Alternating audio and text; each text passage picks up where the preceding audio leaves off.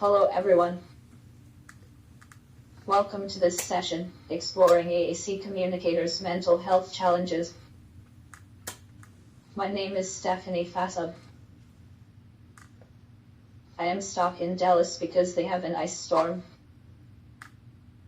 I so wish I were there to speak, especially since I've written my presentation over 3 months and spent around 100 hours on it. If you have any questions, you are more than welcome to email me them and I'll respond to any questions. Also, I have an online handout that has supplementary materials. On slide number 3, you can read my relevant financial and non-financial relationship disclosures. I receive donations for lectures and consultations I conduct through We've Got Smarts. There are no relevant session disclosures. On slide number 4, you can read the learning objectives for this presentation. I will cover theoretical frameworks, followed by practical applications. On slide number 5, there is information about the session feedback, as well as information about CEUs. The CV or EP start code is PANK41. There will be time at the end for questions, so if you can hold on to those until I am done presenting the content, that would be great.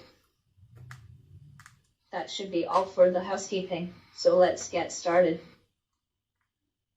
Again, I would like to thank you all for coming to this session. I really appreciate your time today. As you all know, my name is Stephanie. I am from Silicon Valley, but I now live in Sacramento, California, with my wife, with a sassy cat and food-obsessed dog. I've earned my bachelor's degree and master's degree in communication studies at San Jose State University. For my graduate work, I concentrated on communication studies, specializing in cultural communication of people with significant mobility and communicative differences in their autonomy, independence, and sense of self. I will go back to school to earn my second master's degree in mental health counseling, to become a mental health counselor and marriage and family therapist. I want to help people with mental health needs, especially since I have multiple mental health conditions, and psychotherapy has helped me tremendously. I'd like to give back. I want to state a disclaimer: I am not a mental health professional yet, and I am not giving mental health advice. But I have a history of emotion dysregulation, so I'll discuss some of the strategies that I've used to help me with emotion dysregulation, along with some research.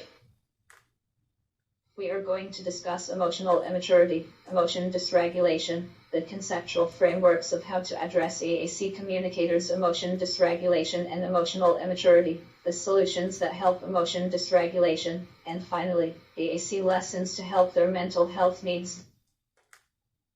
Before we begin, I want to take some time to do an exercise. You can use paper and a pen, or use your device. Will you please list all the emotions that you can think of?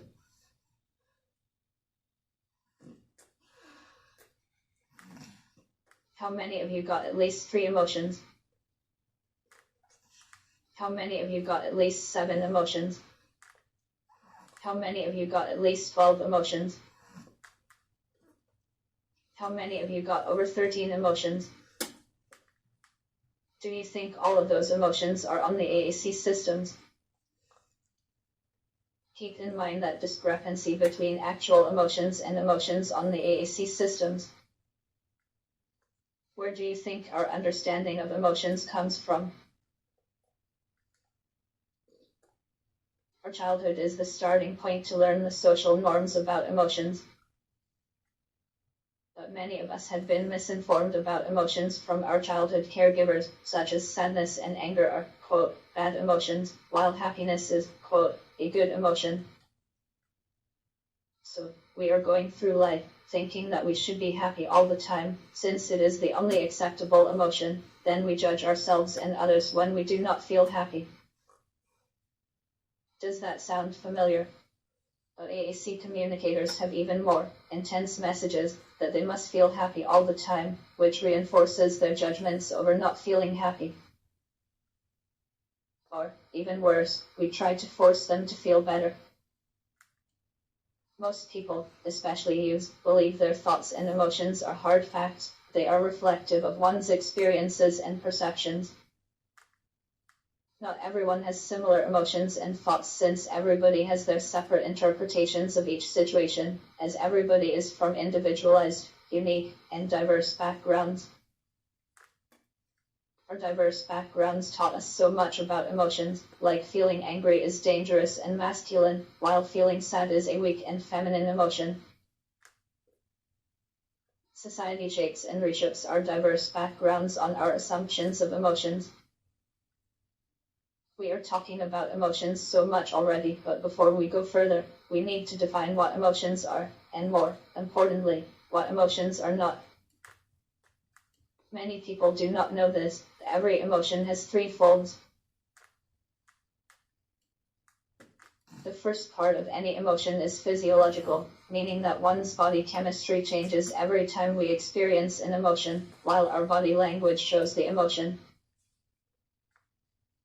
The second part of what an emotion is consists of our thoughts, such as images, memories, and action urges.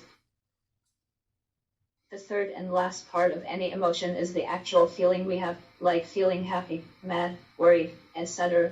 Again, any emotions have three folds: our physiological response, thoughts, and the actual feeling part of an emotion. And lastly, expressions of emotions come into play after any emotion happens. It could happen in less than a second. I will illustrate an example with the emotion of anger. When we feel angry, our physiological reaction may be feeling flushed, our breathing and heart rate can be elevated, and our muscular energy might be raised. Also, we may have thoughts of anger, like saying to myself, "That jerky person cut me off on the way to work," then telling myself, "Doggone it, my supervisor just adds more work for me to do," then thinking, "Forgot, my spouse wants me to run errands after work, gosh, the cashier is so rude," then thinking, "Shoot, I forgot to buy something." The thoughts actually fuel the actual feelings.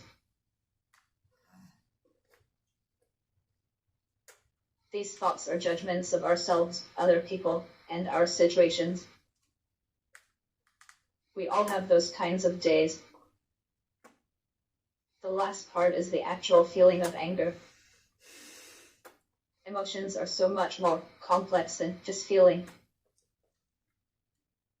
Everyone experiences emotions differently, as everyone is diverse. Each emotion in each different situation attempts to communicate to you, as every emotion has a role to play. They can motivate us, such as the emotion of anxiety is our body's survival strategy to fight, flight, freeze, faint, and slash or fawn, to get away from a threat, while our physiology gets ready to do something about the threat. Also, emotions motivate us in helping with our perception, memory, attention, learning, and motivation. Emotions also inform us whether we need to adjust the situation to meet our and others' needs better, like feeling remorseful can convey us to improve ourselves, apologize, and attempt to make amends with someone who we hurt. Emotions can be communication in itself, such as feeling joyful at a wedding without saying anything to each other. In most situations, emotions will not happen just because. Usually, there is a prompting event, how we interpret the prompting event, then finally there are emotions that are based on our interpretation. Often, the prompting event, interpretations, then emotions occur so quickly, without even logically realizing it. As some of you may know, there are primary emotions and secondary emotions. Primary emotions are responses to our initial interpretations, while secondary emotions are reactions to the judgments of the primary emotions. Simply put, primary emotions are our initial emotions, and secondary emotions are like our feeling toward the initial emotions. For example, in my own life, when my homemade does not show up, my interpretation is they do not care enough to call in and let us know they are unable to come. Then I feel angry, as my primary emotion. My judgment is I should not feel angry. Then I feel shame, as the secondary emotion, and I feel shame for the rest of the day. The secondary emotions last so much longer than the primary emotions, and the secondary emotions are so vulnerable to manifest into moods. Many people make the mistake that certain emotions are the primary emotions, while other emotions are secondary ones, like believing anger is a secondary emotion. But it is misinformation, as any emotion can be either primary or secondary, depending on our own interpretation of the situation and judgments of the primary emotions. AAC communicators need this emotional education before expecting them to manage their emotions more effectively.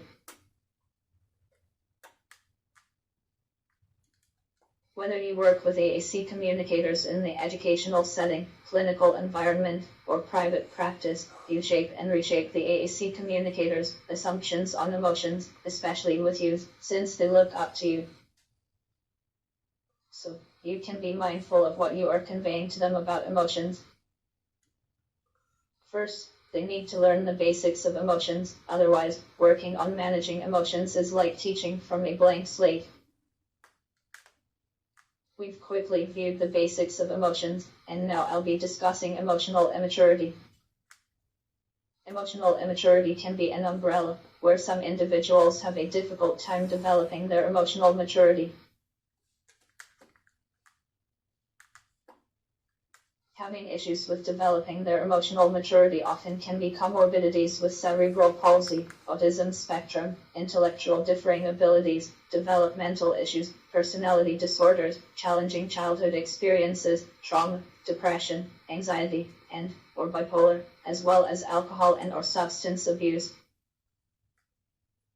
People without emotional maturity tend to think rigidly, to be one-minded, to have low stress tolerance, to do what feels the best, to come from subjective thinking rather than objectivity, to believe their thoughts are the truth while suspecting everyone who has different thinking from them is not true, to think everything needs to be centered around them, to have limited empathy and minimal emotional sensitivity, and to be emotionally overreactive instead of to respond emotionally in an effective way.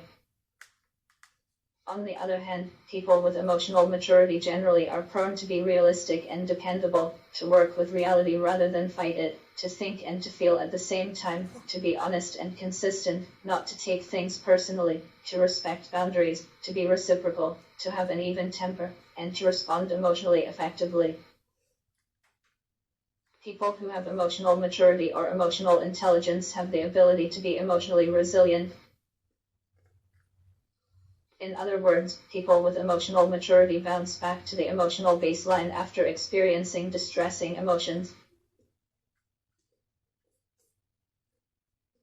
Thus, people with AAC needs usually have issues with emotional maturity, not only since developmental differing abilities, such as cerebral palsy, intellectual needs, and autism spectrum, are vulnerable to having low emotional maturity, but also since their primary caregivers themselves may have low emotional maturity. Society expects people with complex differing needs, especially with AAC needs, to be young emotionally. It is not just that AAC communicators have issues with developing emotional maturity, either from their neurodivergent brains, but also from society's lower expectations of these individuals to be less emotionally mature. While the research conveys that high emotional maturity is more of a learned behavior than an innate behavior, I suspect people with AAC needs have underdeveloped emotional maturity that comes from both their uniquely diverse neurobiology and from learned behaviors from these rigid societies' expectations of them to be childish. There are complex dialectics of this issue. Their emotional immaturity makes their emotional dysregulation more likely to be visible, which reinforces their low emotional maturity. I am going to share solutions from research to help emotion dysregulation, first with children, then with individuals of any age. The researcher John Gottman, who focuses on family and couple interactions and counseling, after Daniel Goleman's work on emotional intelligence, discussed how to support children with being emotionally intelligent through emotion coaching. Emotion coaching is based on being empathetic toward children, being mindful of children's emotions, and soothing and guiding them in their emotions. Gottman's research conveys that children who are emotionally coached are more likely to have higher emotional intelligence and to be more developmentally advanced than children who are not emotionally coached. Children who are emotionally coached are more successful at regulating their emotions, soothe themselves, calm themselves efficiently, have fewer health issues, have a developmentally appropriate attention span, interact with people effectively, and have more satisfying friendships, as opposed to children who are not emotionally coached. They would be better equipped to cope with their uncomfortable emotions and life's challenges. Emotion coaching teaches to embrace every emotion, whether they're unpleasant or not. It has to be rooted in reasonable and developmentally appropriate boundaries, while trying to help them to find solutions.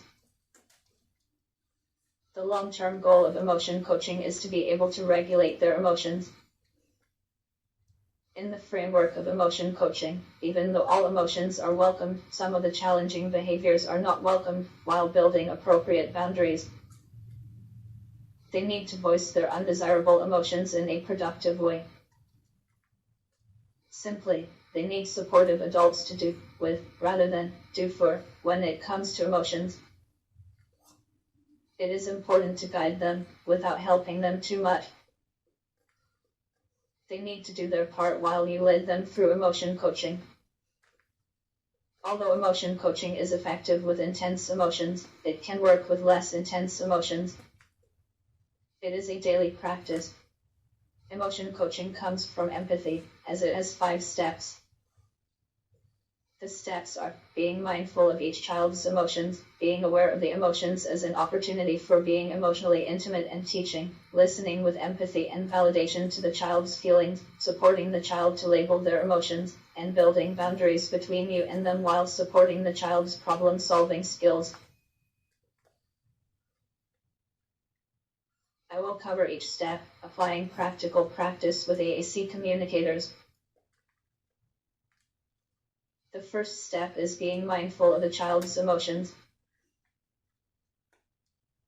While not reacting emotionally, but instead simply responding, with non-judgmental observing your own emotions, and at the same time being sensitive to the child's emotions. This step is all about you. You need to take care of yourself emotionally, first, before being a vessel in supporting the child emotionally. It is like putting on your own oxygen mask before helping someone else with theirs. Societal perspectives influence emotional mindfulness.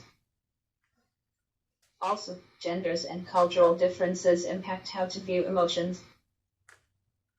It is important to consider our own beliefs on intense, unpleasant emotions. Some questions to ask yourself on anger, to consider, or even challenge, are: do you think you are either calm, or you blow up in anger, nothing in between? Do you think anger is toxic? Can you feel anger in your body? With sadness, some of the questions to consider, or even challenge, are: do you think you have a lot of kinds of sadness? Do you think sadness is a part of everyday life? Do you think sometimes sadness can be cathartic, especially when you have a good cry? Often, children communicate their emotions in an indirect way, so you can be mindful of how to decode their emotions. I would only imagine that even more so with AAC communicators. I know it is frustrating to do guesswork when they are having intense emotions, while you are trying to manage your own emotions. You might need to look at the big picture of what is going on in their life in order to decode their emotions efficiently. You may need to ask their aides to weigh in with what is going on in their life, especially when the aides work with the AAC communicators closely. Also, you may need to talk with their families to understand the big picture. All of their emotions, especially the unpleasant, intense ones, need to be understood from the place of empathy, perspective taking, and unconditional compassion. The second step is recognizing the emotions as an opportunity for emotional intimacy and teaching. Even though being emotionally intimate with your students or clients is not a part of your job, you need to come across as a trusted adult without being distant.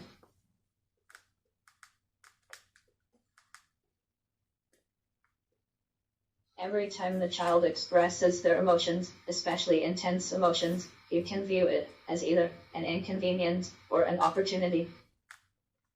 Of course, the opportunity option is healthier and more productive. But it is not realistic to see it as an opportunity every time the child expresses their emotions, because we all are humans, we have a limited amount of emotional energy sometimes. We must have grace for ourselves.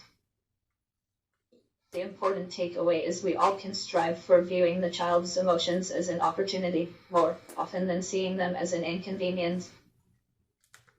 It would be helpful to see such emotions as possibilities not only to teach children how to cope with their emotions and to develop emotional intimacy with them, but also to show your empathetic energy toward them. Like modeling language for them with their AAC, the AAC communicators also need modeling how to cope, to have safe emotional intimacy, and to be empathetic. Considering their unpleasant emotions can be a chance between them and you to connect emotionally. Moving towards the challenging emotions that the child is expressing, rather than moving away from such undesirable emotions, helps them to learn how to accept all emotions, whether it is pleasant or volatile. According to Stephen Porges' polybubble theory, people can feel safe and connected when their high arousal part or low arousal part is not activated. In order to stay out of the high arousal part or low arousal part, self-regulation and co-regulation is an absolute must. Those with developmental differing abilities, sensory needs, and a history of developmental trauma need extra support with regulation. The polybubble theory strongly conveys that learning how to regulate oneself comes from co-regulation.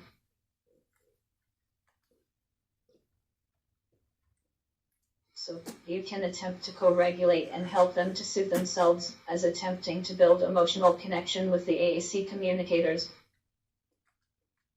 Gottman pointed out that the unpleasant emotions may be short-lived when the child is able to discuss their feelings, name their emotional experiences, and be understood. But with AAC communicators, it can be challenging to speak about their unpleasant emotions, especially since there is such a limited amount of emotion vocabulary on many AAC systems. You might want to help them to cope ahead before you expect them to have intense emotions again, like if the child has anxiety whenever they take a test. You can talk with them before taking a test on how to cope with their test anxiety, to prevent their intense anxiety. Having them to cope ahead lets them do problem solving, with your support. Again, with AAC communicators, it is hard to be an active participant with problem solving, since there is a limited amount of vocabulary to express themselves while having them to do problem solving.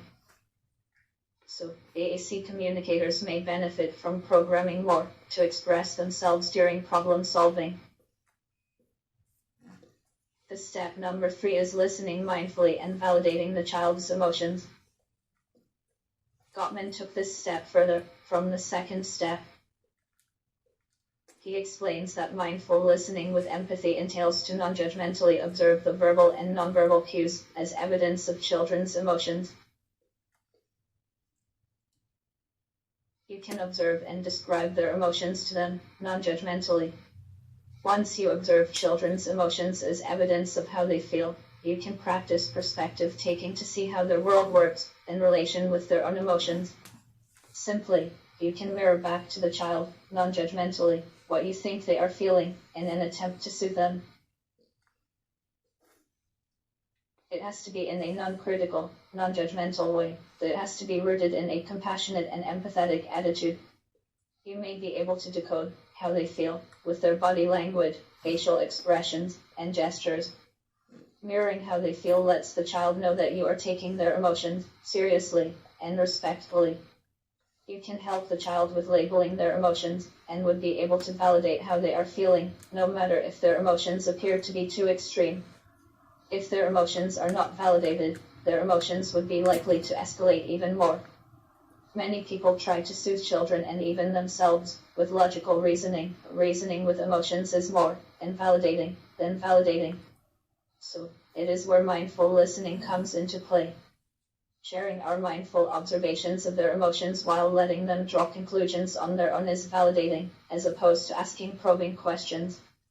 Probing questions, such as asking, "Why are you sad?" are unproductive since children may not know the reasons behind their emotions, especially for children who have neurodiverse issues. Also, the possible responses to some probing questions are too complex for communicating on their AAC systems, especially when they have intense emotions. Usually, non-judgmentally describing what you gathered on their emotions is a good starting point. Non-judgmentally describing can give them language to describe what they are feeling, whether they can express it on their AAC system, or they can express to themselves inwardly.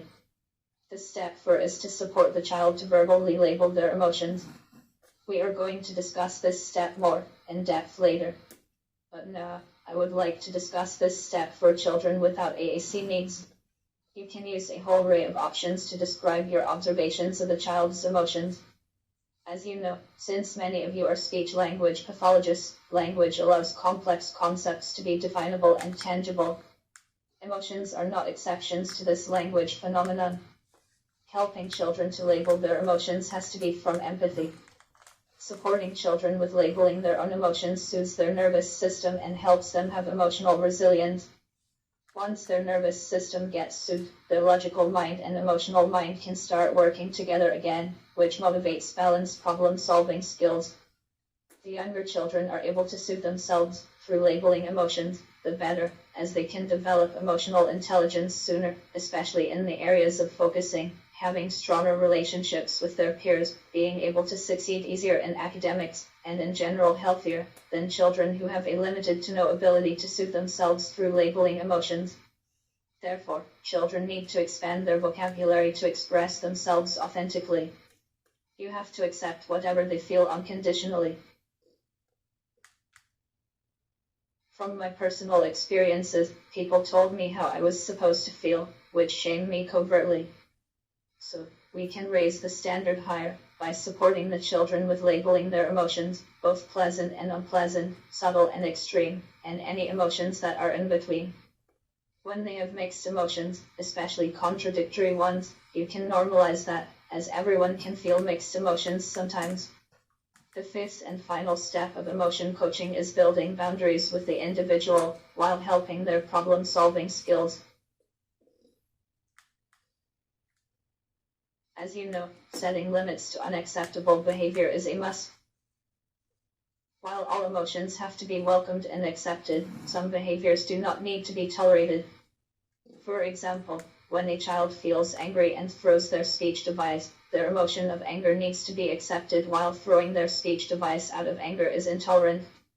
It is important to separate their emotions from their behaviors. You can give them developmentally appropriate consequences and peacefully guide them to alternative behaviors that are productive. Repeatedly stating the rules can be annoying to you as an adult, but some children need that repetition of stating the rules. I am a big advocate for visual aids because some individuals, like myself, are visual learners. So, it'd be wise to post boundaries with familiar symbols on the wall so they can refer to it. Gottman discussed that consequences need to be consistent, fair, and directly related to their intolerant behavior. Giving them appropriate timeouts has to be rooted in compassion to prevent them from feeling rejected and humiliated. It needs to follow up with you can support them with setting goals on problem solving behind intolerant behavior, like if the child gets angry and throws their speech device, it is critical to find a solution behind their behaviors that are unacceptable for the next time. Helping the child to think of alternative solutions that relate to the roles and environment's values. You need to encourage them to try each solution until they find the right one that works.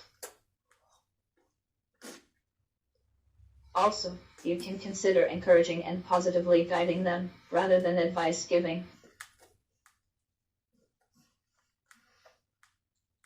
Our culture likes advice giving over encouraging each other to find the right solutions. But often, advice giving enables people to over-depend on others, as opposed to encouraging others, which teaches people to depend on themselves, with getting help from others. It is all about doing with, rather than doing for, others.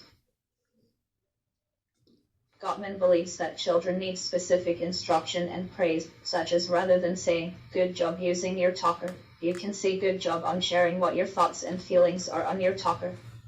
The more specific instructions and praise, the better. In other words, children also need positive guidance, as their character and sense of self need to be separated from their intolerant behaviors. So many people tend to label children as their emotions, such as labeling a child as an angry kid or a problem child, which deconstructs their sense of self. Also, if they are being labeled, they label themselves as a self-fulfilling prophecy. On the other hand, it would be beneficial for children to see you speaking in honesty, but it has to be from a genuine and respectful place, since children know whether you are being truthful and respectful or not.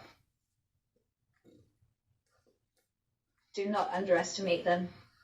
Also, children need adults to have patience with them, especially with their intense emotions and communication on AAC systems. You cannot dismiss their challenging emotions, as ignoring emotions and hoping they will go away only intensifies the already extreme emotions even more. Exploring and understanding how they feel is a good practice, not only to soothe them, but also because this allows them to learn how to validate their emotions. When the emotion is not validated, the initial emotion snowballs with other undesirable emotions, which exacerbate their emotion dysregulation even more. Accepting and validating need to come from empathy. You do not have to verbally validate every time, you can non-verbally validate too. It depends on each situation. Sometimes actions speak louder than words, especially with sadness and anger. With both types of validations, you need to be fully, non-judgmentally present with the child and all of their emotional experiences. Also, you can appreciate the child's human development, whether their developmental age is different from their chronological age or not. Gottman expressed that children tend to love to learn and to be curious, so if you are working with a child who loves to learn, you can teach them what emotions are, for them to conceptualize. Emotion coaching is not perfect for certain types of situations. A situation that is not appropriate to use emotion coaching is when you are pressed for time. I am sure many of you had experiences when you worked with individuals with intense emotions, when you had a time crunch. Since we discussed the basics of mental health issues and solutions with younger AAC communicators, we will now dive into the specific solution-focused, practical applications to support AAC communicators of all ages and their mental health well-being. I am going to provide potential specific AAC lessons that support their mental health in their sessions with you. I want to discuss some more about emotion dysregulation before explaining about the lessons. Emotion dysregulation is very common, as many people who have emotion dysregulation react emotionally more intensely than people without these dysregulation issues. The reaction of someone with emotion dysregulation is more extreme than the situation calls for, and they take a while to recover from an emotion dysregulation episode. Those with issues managing emotions have a difficult time to tolerate, to identify, to understand, and to express how they feel. Many people who have these emotion struggles might be from some personality disorders, especially borderline personality disorder and narcissistic personality disorder, and other psychological disorders, such as autism, anxiety, depression, bipolar, attention deficit hyperactivity disorder, PTSD, and complex childhood trauma. Some developmental disorders, autism spectrum, cerebral palsy, and intellectual differing abilities might play a role in having emotional dysregulation. However, the research on emotion dysregulation conveys that being in an emotionally invalidating environment is one of the main factors for having emotional dysregulation, especially with children, adolescents, and young adults. Luckily, there is a vast amount of research on emotion dysregulation and the interventions to help those with these issues. One of the most evidence-based psychotherapy models to support children, adolescents, and adults with their intense emotions is dialectical behavior therapy, which originated in the late 1970s and early 1980s to help people who have borderline personality disorder. I love dialectical behavior therapy, partly because this therapy modality's lead developer used to have similar issues as those who have borderline personality disorder. So, the dialectical behavior therapy framework was rooted in her first-hand personal experiences from living with intense emotions, mostly borderline personality disorder, which creates and reinforces the credibility. This personality disorder has complex, intense emotions, significant fears of being abandoned, low empathy, extreme thoughts from their painful emotions, a strong need to escape from their volatile emotions through impulsive, harmful actions, and a very low sense of self. In recent years, dialectical behavior therapy has expanded to support individuals with other personality disorders, addiction disorders, anxiety, depression, complex trauma, bipolar, and eating disorders, as it is one of the common psychotherapy frameworks that can help individuals with these significant behaviors from their intense emotions. Personally, I have been practicing these psychotherapy techniques to support my emotion dysregulation that is from my complex trauma. As an independent study, I immersed myself in this psychotherapy modality in preparing myself for this presentation.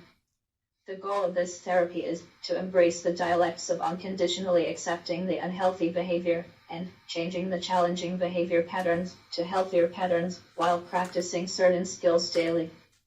This modality has a significant amount of skill sets. First, I want to discuss how to manage the intense emotions in an emotional crisis. I think the most important skill on how to manage an emotional crisis is understanding the dialectic of, I have a painful emotion and it will not last forever. You can teach them that all emotions will not last forever, each emotion has a beginning and an end. The more a person dwells on a situation, especially in an unpleasant situation or in a crisis, the more intense emotions they feel. The dialectical approach in crisis survival is to distract themselves until they feel less distressed to do other skills that I will speak about soon. The distraction skill is for short-term survival, but never long-term solution. If they do distraction as a long-term solution, it creates and reinforces the additional anxiety and other challenging emotions. This dialectical behavior therapy framework likes to use acronyms. The acronym for the distraction is ACCEPT, which stands for activities, contributing, comparing, emotions, putting the unpleasant thoughts and emotions aside for now thinking about other things, and self-soothing with their sensory needs. The activities part in the ACCEPT's acronym can be do unfinished work, watch TV or a movie, listen to music, do some physical movements, go on social media, and do some art. For AAC communicators, you can try to learn their preferred activities to do and coach the support staff to help them with it. The next part of the acronym, contributing, may be helping their peers out, doing something nice for others, or just saying something nice to others. The AAC communicators probably need help to think of something to contribute, and also they may need some physical support with them contributing. With the comparison aspect in the ACCEPT's acronym, you can positively guide the AAC communicators to compare objects, such as apple to banana, blue to green, day to night, books to movies, and bowl to plate. It can be a simple AAC lesson in itself, while practicing distress tolerance. But be sure that comparing objects would be better than comparing people, as comparing people can get sticky. The emotion section in the acronym ACCEPT is doing something to neutralize the uncomfortable emotions, such as doing pleasant things while you feel sad, doing intense physical movements when you feel angry, and listening to the preferred music whenever you have anxiety. You can help the AAC communicators to find what can neutralize their uncomfortable emotions. Then you can plan with their support staff to support the AAC communicators to neutralize the emotions. The putting away skill of the ACCEPTS acronym is to visualize the undesirable emotions and thoughts, to create a separation the undesirable thoughts and emotions with you. For example, to take a break from the distressing situation, to put intense thoughts and emotions on the bookcase, and to put them inside a box. The AAC communicators might need help to understand the abstract thinking aspect of this skill. The thoughts aspect of the ACCEPTS acronym is a way to distract ourselves cognitively, such doing a puzzle, playing a game, and thinking of animals that start with a certain letter.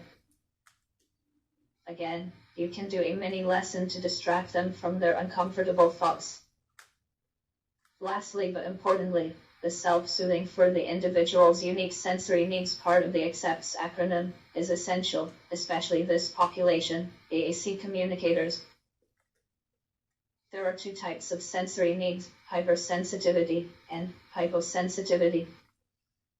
Hypersensitivity means being over-responsive and oversensitive to the sensory input. It is common with people with hypersensitivity to have extreme distressing experiences, such as an overload, distress, discomfort, and pain. Whereas, the hyposensitivity consists of being under-responsive and under-sensitive to the sensory input. It is common for people with hyposensitivity having difficulty to register the sensory input. Those with hypersensitivity may need sunglasses, less clutter in their environment, fragrance-free products, ventilated environment, quiet area, noise-canceling headphones, eat preferred food rather than eat food they don't want, to sit in a beanbag, weighted blanket, and frequent breaks. And people with hyposensitivity might need to have things on open shelves so it is open to find, less clutter in their environments again, have the preferred scents readily available, written instructions, listen to music, crunchy food, wear two jewelries, use weighted blanket, trampoline, and slash or swing, and frequent breaks. For this population of those with AAC needs, it is vital to take care of their sensory needs first, before anything else, because the sensory dysregulation can look like emotion dysregulation. Sensory overload can consist of irritability, restlessness, fidgeting, increased stimming, need to escape, feeling like everything is moving too fast, difficult to focus, feeling wound up, headaches, freeze response, and feeling exhausted. You can see some of these are similar with people who have emotion dysregulation. That is why taking care of their sensory needs is necessary, so their sensory overload can be addressed, and helping them to cope with their emotional dysregulation could be manageable.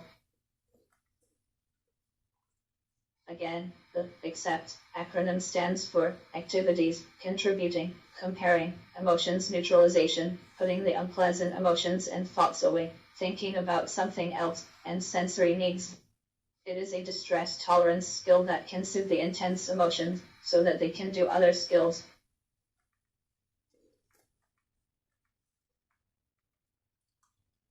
Next, I am going to discuss the skill, radical acceptance. Fighting with reality can cause suffering, as pain is a part of life, while resisting pain is suffering. In other words, emotional pain is inevitable, but suffering is something manageable, since we can intentionally and unintentionally have a fight with pain. Those with suffering often have emotional outbursts, disassociation, and ruminating, and with AAC communicators it is not any different. Only difference is there is a vocabulary limit on their AAC systems, without spelling, so I suspect there are much more intense sufferings. Such heightened sufferings generally look like temper tantrums, but in actuality, often it is from extreme sufferings. Radical acceptance is not forgiveness nor is it giving up. But it is about looking at reality objectively and non-judgmentally. The skill that relates to radical acceptance is willingness. This skill, willingness, is being open to tough situations. It is a predetermined decision to be open-minded to upcoming distressing situations. Since we talked about how to support the AAC communicators to manage their emotional crisis, Now we are going to cover emotion dysregulation prevention. According to the dialectical behavior therapy modality, mindfulness is a significant part of preventing dysregulation of emotions. We are familiar with the word mindfulness, as it is a buzzword in recent years. I am sure we are tired of this word right about now. I know I am. Anyway, within the dialectical behavior framework, mindfulness means observing, describing, and participating in the current reality, non-judgmentally. Mindfulness is intentionally living in awareness, in the present moment, without judging, nor rejecting the present reality. Being present fully in the here and now, without judgments, decreases one's emotional pain. What do I mean by saying non-judgmentally? Being non-judgmental is to stay away from having judgments of situations, others, or ourselves. Judgments mean assessing a person, ourselves, and situations, as we create opinions, whether positive or negative. Although most people, like myself, judge all day, every day, judgments can increase intense emotions and magnify them. Judgments feed the intense, undesirable emotions and thoughts, since judgments usually are about such thoughts and emotions. Also, judgments are not solution-focused thinking, as judgments only highlight the problems.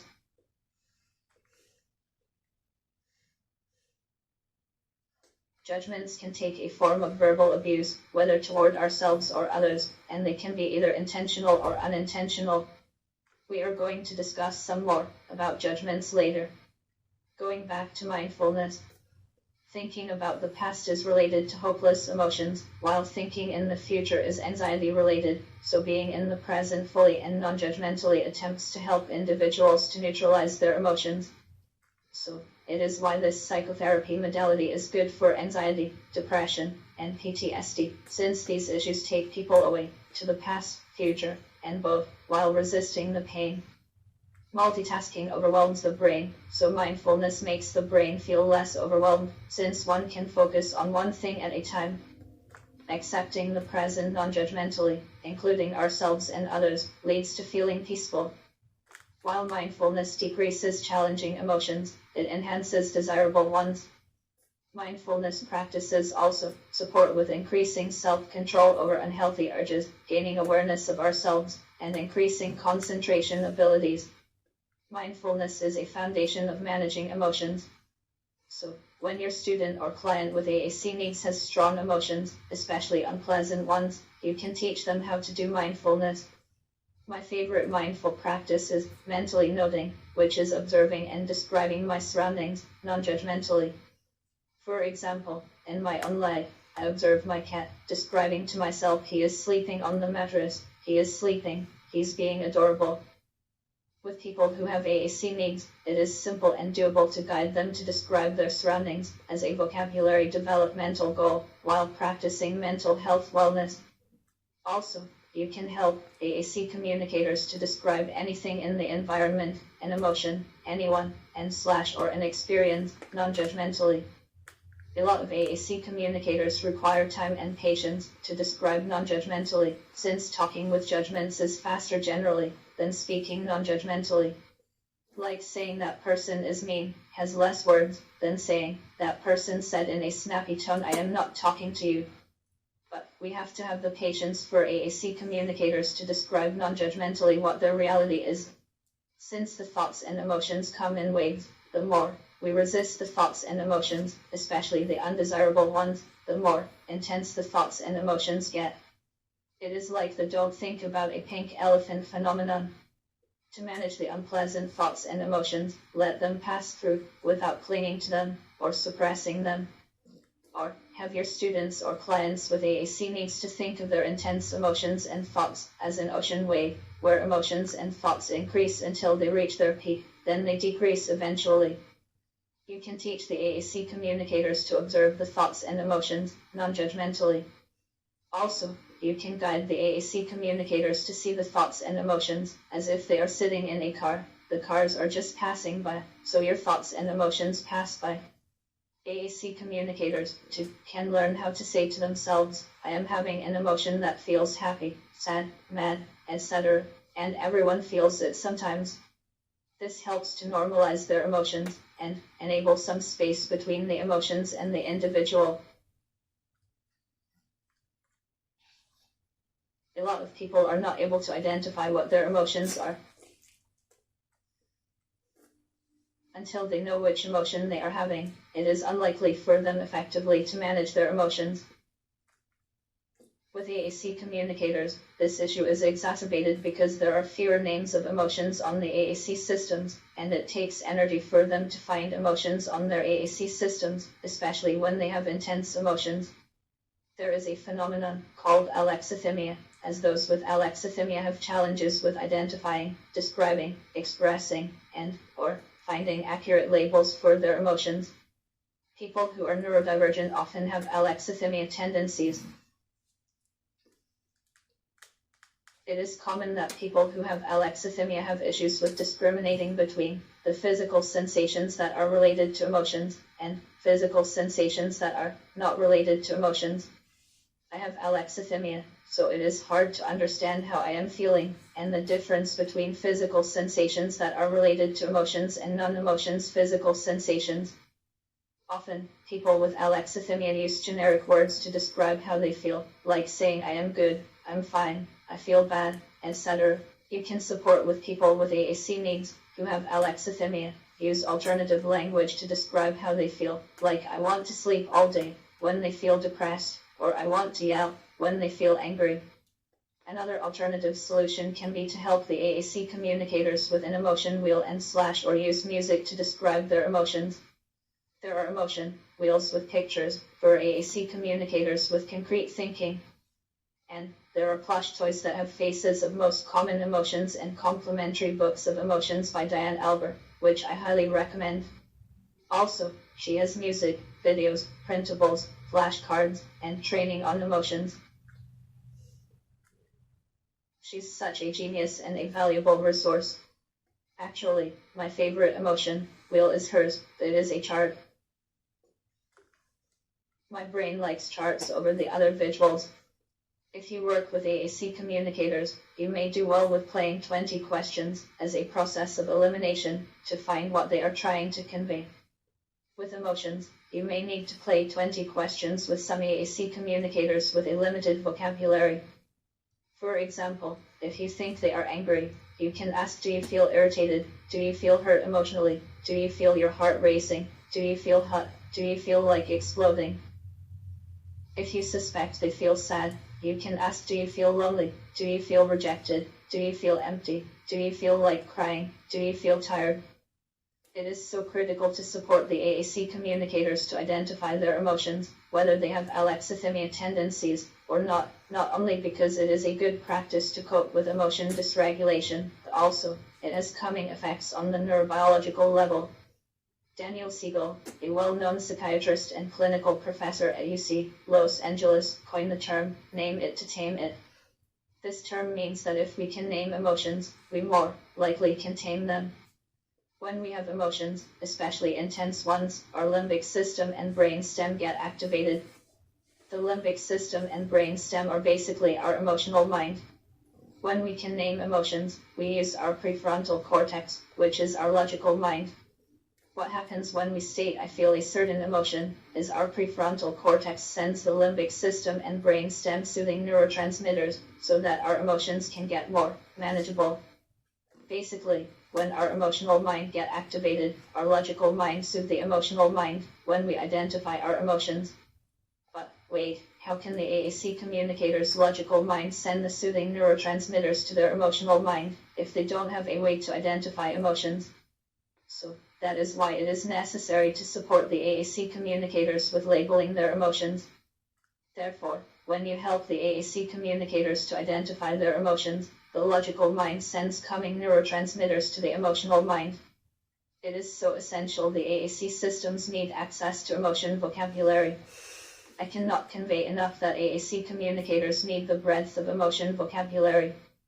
From my personal experiences, I programmed a 140 for locations page of just emotion vocabulary.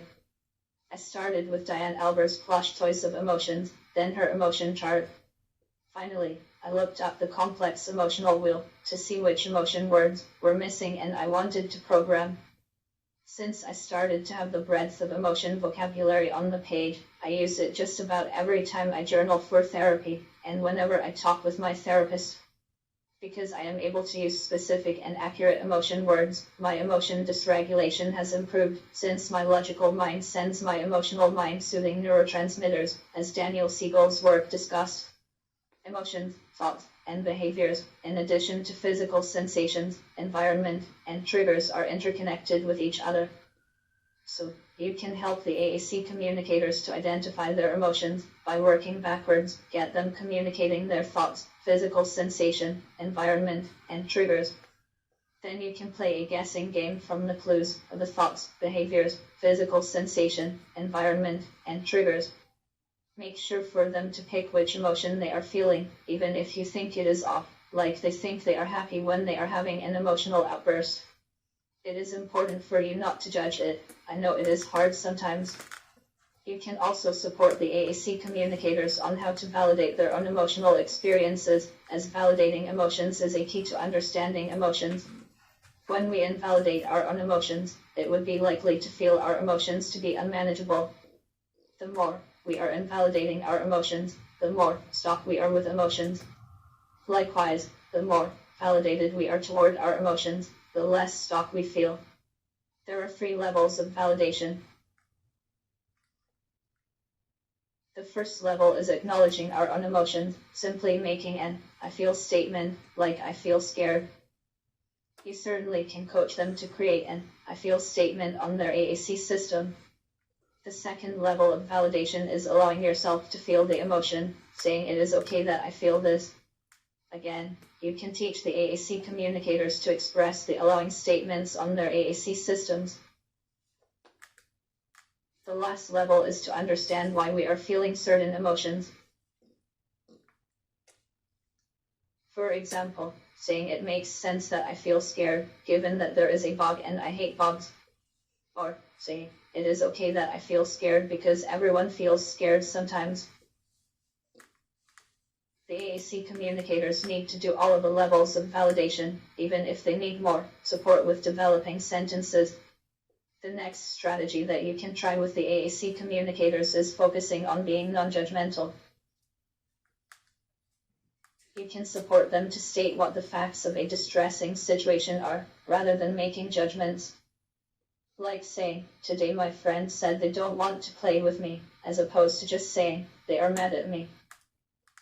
Again, describing the reality is so much slower than short sentence judgments, but it supports their mental health so much more by encouraging them to state the facts. Being non-judgmental is not just about seeing silver linings, it also is rooted in validation, since only seeing silver linings is not accepting of their own reality. Not excusing unpleasant experiences either is not mindfulness at all, because it denies the emotional experiences. Being mindful is all about being neutral, while having negative assumptions and judgments increases the likelihood of having more intense emotions. And being non-judgmental increases pleasant and neutral emotions, too. If AAC communicators can learn how to practice mindfulness, their emotion dysregulation may improve. I experienced hearing people excusing hurtful behaviors, as if their goal is to cheer me up. I think this is common with AAC communicators. It is frustrating for me to hear, every time people say, after an unhealthy situation, excusing inappropriate behaviors, like saying, "It is okay she yells since she is exhausted." The mindfulness version of the interpretation from this upsetting situation is just stating, "She is exhausted, and she yelled. I feel frustrated about it." This mindful version of the interpretation is an example of observing and describing non-judgmentally. So, you can model mindful, non-judgmental statements for AAC communicators. Then you can teach them the difference between mindful statements and non-mindful statements, so they can state on their AAC systems mindful, non-judgmental statements, especially about relating with distressing situations. The dialectical behavior therapy framework also suggests that you can either display behaviors that are effective and skillful, or ineffective and unskillful.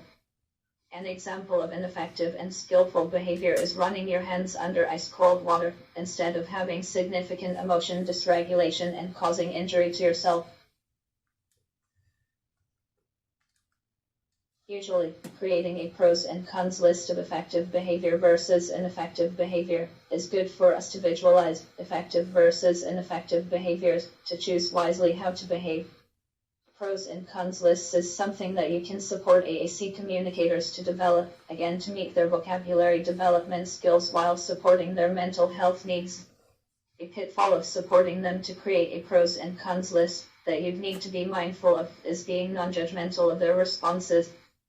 Also, you can walk them through the potential consequences of each of the behavior options, both effective behaviors and ineffective behaviors. While they are learning, short-term ineffective solutions do not work often in long-term. As I said before, it is important to support the AAC communicators with figuring out their intense emotions from facts instead of from judgments, because often people have strong emotions from judgments. In many situations, people think in the form of should judgments, which magnify the intense emotions. The should judgments take us away from the present, but instead go to the past. The antidote of the should judgments is accepting reality, all the good, bad, and ugly, as it is, rather than wishing things different, which is when radical acceptance would come in. Also, AAC communicators need modeling and teaching how to accept reality as it is, no matter how ridiculous it may sound, like they are mad about having a substitute teacher. In the dialectical behavior therapy modality, it focuses on positive experiences. Doing pleasurable activities is one of the main components that helps with emotion dysregulation, outside of mindfulness and emotional crisis management. Pleasurable activities have to be each individual's preference, and those preferences change over time. There are two types of pleasurable activities: doing positive activities by oneself, and pleasurable activities with others. The pleasurable activities by oneself promote self-regulation, whereas positive activities with others encourage co-regulation.